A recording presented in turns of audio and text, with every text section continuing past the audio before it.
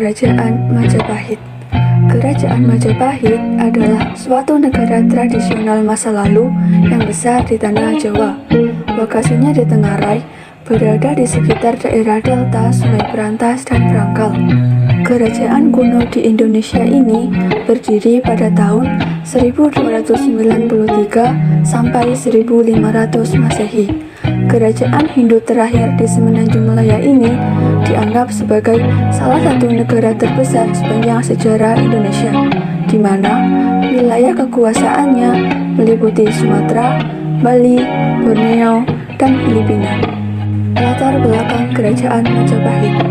Latar belakang berdirinya Majapahit adalah karena adanya balas dendam dari Raden Wijaya yang merupakan menantu Kertanegara kepada Jayakatwang, yakni adanya serangan dari Jayakatwang atau Adipati Kediri yang berhasil membunuh Kertanegara atau penguasa Kerajaan Singasari terakhir akibat menolak pembayaran upeti.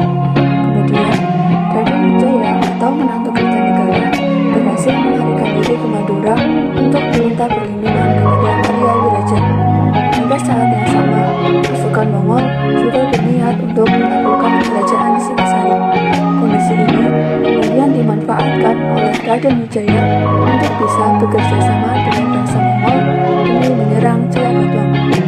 Raden Wijaya dan bangsa Mongol berhasil menaklukkan Singasari. Namun, setelah itu, pasukan Raden Wijaya kembali menyerang bangsa Mongol agar terusir dari wilayah Singasari. Selanjutnya, Raden Wijaya mendeklarasikan berdirinya Kerajaan Majapahit pada tahun 1293 Masehi dan ia dinobatkan sebagai raja pertama.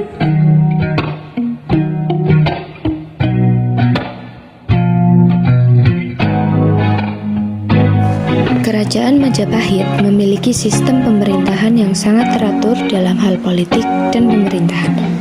Raja pemegang kekuasaan tertinggi dalam melaksanakan pemerintahan yang dibantu oleh berbagai badan atau pejabat. Majapahit mempunyai struktur pemerintahan serta hierarki birokrasi ketika Hayam Wuruk bertahta. Kala itu, Hayam Wuruk sebagai raja dipercaya sebagai penjelmaan dewa yang hadir di bumi sehingga memiliki otoritas tertinggi dalam sistem pemerintahan Kerajaan Majapahit. Dalam menjalankan roda pemerintahan, raja dibantu oleh susunan birokrasi. Berikut adalah pembagian susunan pemerintahan Majapahit. Yang pertama ada Rakrian Mahamantri Katrini, yaitu yang diisi oleh para putra raja. Yang kedua ada Rakrian Mantri Ri Pakirakiran, yaitu yang diisi oleh para menteri yang ikut andil membuat kebijakan pemerintahan.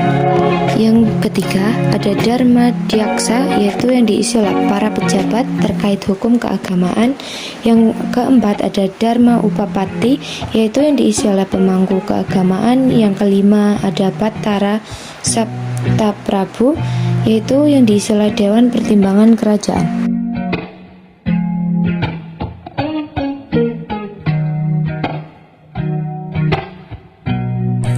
Kondisi ekonomi. Sungai Berantas dan Bengawan Solo merupakan faktor pertama yang mendukung perekonomian Kerajaan Majapahit. Wilayah kekuasaan Majapahit sangat subur dan dinilai sangat cocok untuk bertani, sehingga menghasilkan pertanian yang berguna dan memperkuat ekonomi kerajaan. Dalam hal ini, pertanian menjadi sektor penyokong perekonomian bagi masyarakat Kerajaan Majapahit. Namun, kehidupan ekonomi Kerajaan Majapahit semakin meningkat. Tidak mengandalkan bidang pertanian saja, penduduk Kerajaan Majapahit telah mengenal pencaharian sebagai pengrajin emas, pengrajin perak, tukang minuman, dan tukang daging.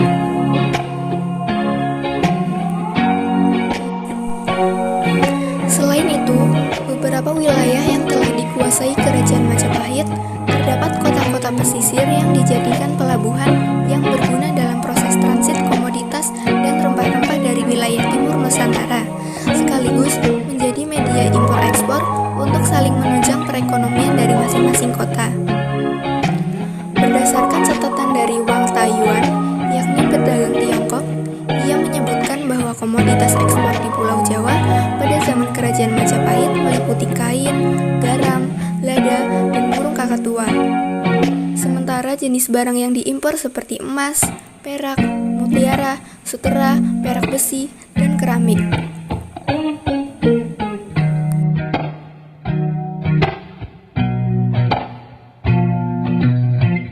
Kondisi sosial dan budaya.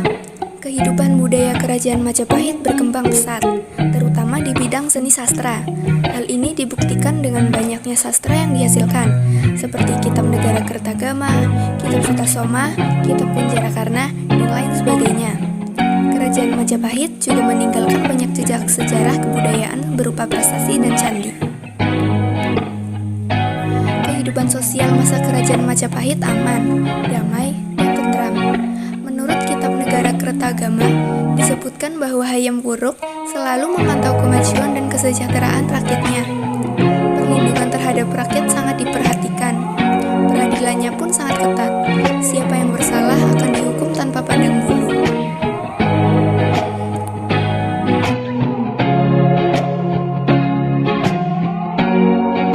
Masa kejayaan. Kerajaan Majapahit berhasil mencapai masa kejayaannya saat dipimpin oleh Raja Hayam Wuruk, cucu dari Raden Wijaya. Namun, di balik kejayaannya, ada seorang pemimpin yang sangat berpengaruh di Majapahit, yaitu Gajah Mada. Gajah Mada adalah seorang sejarawan yang menjabat sebagai Perdana Menteri. Gajah Mada diangkat sebagai Patih Amangkubumi yang bersumpah untuk menyatukan Nusantara melalui sumpah yang dikenal dengan Sumpah Palapa. Faktor-faktor yang mempengaruhi perkembangan Kerajaan Majapahit. 1. Kondisi alamnya subur. Kondisi alam di sekitar Kerajaan Majapahit terbilang bagus. Kerajaan Majapahit berlokasi di kawasan Sungai Berantas yang membuat tanah di Kerajaan Majapahit sangat subur dan mudah digunakan untuk bercocok tanam. 2. Sektor perdagangannya maju. Kerajaan Majapahit memanfaatkan aliran Sungai Berantas yang bermuara ke Laut Jawa untuk menghubungkan kawasan pedalaman dengan pesisir. Transportasi laut pun menjadi sarana utama aktivitas antar pulau, terutama dalam melakukan perdagangan. 3. Mempunyai angkatan laut yang kuat. Kerajaan Majapahit mempunyai armada angkatan laut yang tangguh di bawah pimpinan Empu Nawang. Selain itu, ada juga pasukan Bayangkara yang merupakan pasukan elit pengawal Raja Majapahit yang dipimpin oleh Gajah Mada. Dengan pasukannya, Sumpah Palapa yang dinyatakan oleh Gajah Mada pun terlaksana. Dengan daerah kekuasaan meliputi Sumatera, Semenanjung Malaya, Kalimantan, Sulawesi, Kepulauan Nusa Tenggara, Maluku, Papua, Tumasik atau Singapura, dan sebagian Kepulauan Filipina. Masa kemunduran Kerajaan Majapahit. Kemunduran Majapahit berawal sejak wafatnya Gajah Mada pada tahun 1364. Hayam Wuruk tidak dapat memperoleh ganti yang secakap Gajah Mada. Majapahit benar-benar mengalami kemunduran setelah Hayam Wuruk meninggal pada tahun 1389. Beberapa faktor penyebab kemunduran Majapahit yaitu sebagai berikut. Yang pertama, tidak ada lagi tokoh di pusat pemerintahan yang dapat mempertahankan kesatuan wilayah setelah Gajah Mada dan Hayam Wuruk meninggal. Yang kedua, struktur pemerintahan Majapahit yang mirip dengan sistem negara serikat pada masa modern dan banyaknya kebebasan yang diberikan kepada daerah memudahkan wilayah-wilayah jajahan untuk melepaskan diri begitu diketahui bahwa di pusat pemerintahan sedang kosong kekuasaan. Yang ketiga, terjadinya perang saudara, di antaranya yang terkenal adalah Perang Parigreng yang dilakukan oleh Bre Wirabumi melawan pusat kerajaan Majapahit. Yang keempat, masuknya agama Islam sejak zaman Kerajaan Kediri di Jawa Timur menimbulkan kekuatan baru yang menentang kekuasaan Majapahit. Banyak bupati di wilayah pantai yang masuk Islam karena kepentingan dagang dan berbalik melawan Majapahit.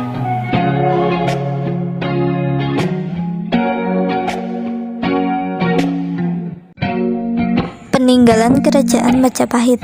Peninggalan Kerajaan Majapahit terbagi menjadi 3, yaitu A. Candi-candi peninggalan Kerajaan Majapahit. Yang pertama ada Candi Tikus. Candi Tikus terletak di Desa Becijong, Trowulan, Mojokerto. Bangunannya berbentuk seperti petedraan, sehingga banyak yang menduga bahwa dulunya adalah tempat pemandian bagi keluarga kerajaan. B. Prasasti peninggalan Kerajaan Majapahit. 1. Prasasti Kudadu. Prasasti Kudadu yang berangkat tahun 1294 Masehi ini menceritakan tentang Raden Wijaya yang dibantu oleh Rama Kudadu dalam pelarian dari ancaman Jayakatwang yang telah membunuh Raja Kertanegara dari Kerajaan Singasari. C. Kitab-kitab peninggalan Kerajaan Majapahit. Yang pertama, Kitab Negara Kertagama. Salah satu peninggalan Kerajaan Majapahit yang terkenal adalah Kitab Negara Kertagama karya Empu Prapanca. Kitab yang dikarang pada 1365 Masehi ini berisi tentang sejarah, perjalanan, dan daerah kekuasaan Kerajaan Majapahit.